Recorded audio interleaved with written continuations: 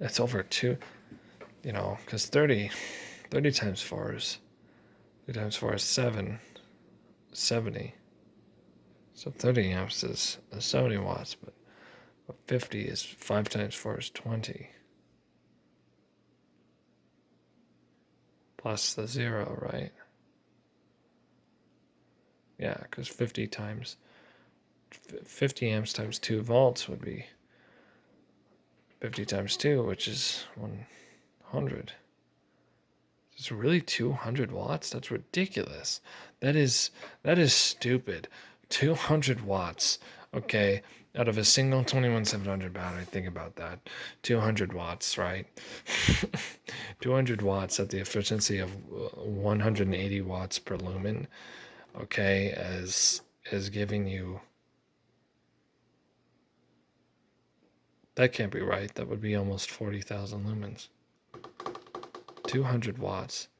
Well, 100 watts would be 180 times 100, which is 18,000 times 2. That can't be right. 34,000 lumens is possible with a single 21700. I don't know if that's right, folks. I don't know what's going on here in my mind. Maybe it's because those 50 amp cells, they don't last for very long. They only last for like a couple of minutes. But even so, I would love to see a 30,000 lumen 21700 light. And maybe I'm wrong. Maybe they don't have 50 amps. I could be wrong. They could be limited to like 40 or 35 or something. In any case, moving on. So just remember that there's some energy misconceptions. We want 21700. We don't want 1850s. We want 1850s instead of CR123s. Okay, now once it starts splitting hairs and saying 16340s, I'd say CR123s are very close to those. But they're not close enough. I'd rather have an 18350 light that's almost the same size, put out way more power than a CR123. And nonetheless, I'd rather always favor running out. But I do like flashlights that can run on CR123s. One myth about energy is understanding how it works at cold temperatures is basically your milliamp hours get decreased. At 40 degrees Fahrenheit, you get about 80% of your milliamp hours with a lithium-ion battery, and at 30 degrees Fahrenheit, that reduces to about 60%. At 20 degrees Fahrenheit, you're going to go down all the way to about 40%, 50% or so. At 0 degrees Fahrenheit or 30 degrees Fahrenheit below freezing, okay, you're going to get roughly, this is a rough estimate, but you're going to get roughly 20% or so of your power, and you're going to get a chance that it will not turn on. Okay, and that's similar to the temperature in your freezers, usually somewhere between 0 and 10 degrees Fahrenheit. So if you put a flashlight in your freezer and you pull it out and you turn it on, or better yet, you turn it on in your freezer and measure the runtime, you'll notice that it really only runs for a little bit. And in some cases, if your freezer has actually been measured down to 0 degrees Fahrenheit or colder, your flashlight might not even turn on. So that's with lithium ions. CR123s operate to about 30 or 40 degrees below 0 in Fahrenheit, sometimes even a little lower than that. Okay, so keep that in mind. And they operate with a much more energy efficient output. Okay, they're going to be at 0 degrees Fahrenheit. It might be down to 80% of their energy, but I mean that's great. You're only losing 10 or 20% at below freezing temperatures. So keep that in mind. We want to keep that in mind. Lithium polymer does much worse, which is why you never want a lithium polymer flashlight. The other thing is lithium polymer batteries they wind up with more errors than lithium ions in general. Like what this is powered by easy to replace. So I can just replace it with lithium ion. These keychain flashlights that are floating around with lithium polymers are risky because there's a good chance that you won't be able to replace the battery and that the battery might explode and stuff like that. So there's one other kind called I forget what they're called. They're using remote controlled helicopters and stuff. Anyways, but you'll never see those in flashlights. So, anything else? This is also a pretty long video, and we're just going to talk about energy. I haven't yet recorded it, but I will probably upload the other video about brightness myths on another day. First, I'm going to do these two, 1 and 3, first and third myths about flashlights. So there's a lot of myths floating around. But just the takeaway here is the energy goes down because the flashlight wants it to.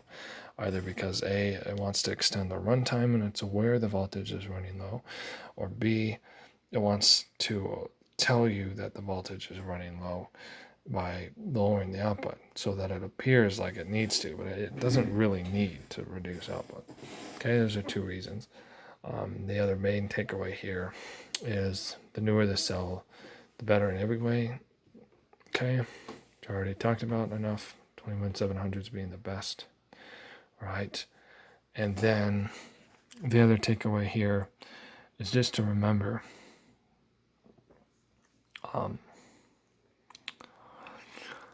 flashlights do not, there's nothing about double A's or triple A's that you want, really. You really want the newer stuff. There's also some compatibility and other problems that make it difficult for flashlights to run on more than one kind of power source. And because of that, if it does, it's usually not going to be the best efficiency at each of those power sources. So either if a 14500 light can take a double A, it can't take that double A and use it to its best efficiency, or vice versa. It can take a 14500 and a double A, but its 14500 doesn't quite get as bright as it normally would, which is well over 1,000 lumens, by the way. Okay, most 14500s should be capable of 1,000 to 1,500 lumens. If they're doing anything less than that, then they're doing that on purpose. They're restricting their abilities on purpose, or they just have a weaker drive system. Okay. So all those kinds of things. And some people that are hold up on, I really need to run it off at double A's. That can be fine. Get a flashlight that runs on double A's. That's great. Just also have the new stuff. Okay? There's no reason to restrict yourself from a flashlight with around 6,000 lumens and 2,500 meters of throw. Or to be more accurate, 1.5 million candela. Okay, 1.55, isn't it? 1.56. 1.56 million candela. There's no reason. Get this flashlight. Have your AA flashlights in your cabinet. Carry them around with you too if you want. Carry both, but don't carry one or the other. Don't sit here and carry a AA flashlight and not have an NTC flashlight. That is the dumbest myth. It's still going around. There's that one guy that he uses axes and stuff.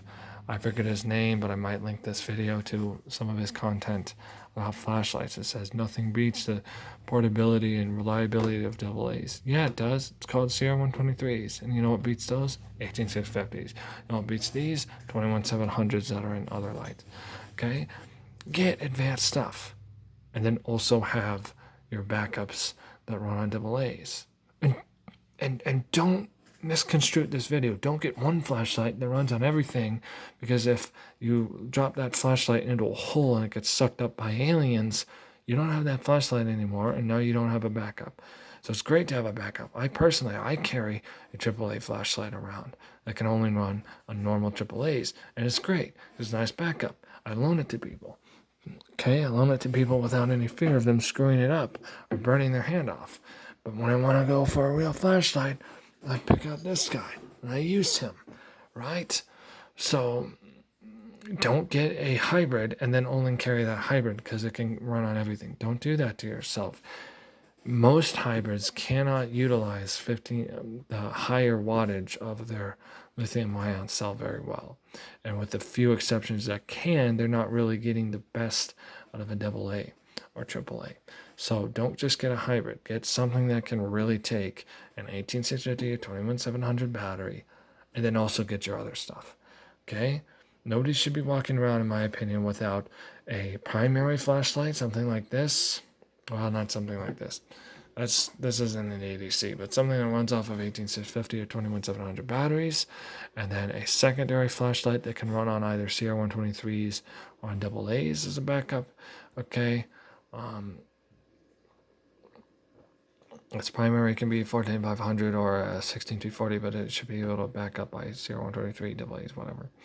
Okay, and then a keychain flashlight. So nobody in the world and on Earth, no one on the planet, should ever be caught in their whole life, shouldn't be caught dead without 3 flashlights. That's just my opinion. I'm just saying that, but you should have a simple keychain, stupid little tiny light, then your AAA or AA or CR123 backup light, and then a primary light with 18650. I carry 6 or 7 lights sometimes, and I don't think I've been caught with less than 5 flashlights. Okay, I usually have 1, 2, 3, a thrower, a flutter, okay, a powerful thrower, powerful flutter, and then my tactical light.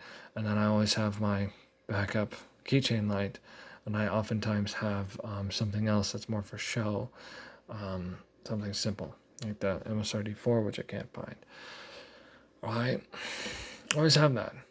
Okay, so I almost always have, sometimes I only have 3 or 4 lights, but generally speaking I have 5 or 6 or even 7, because sometimes I carry a headlamp with me, and then I also have my bicycle light on my person. Okay, and when I have that, I mean, I'm carrying 7 lights, right? All right. Have a good day, folks.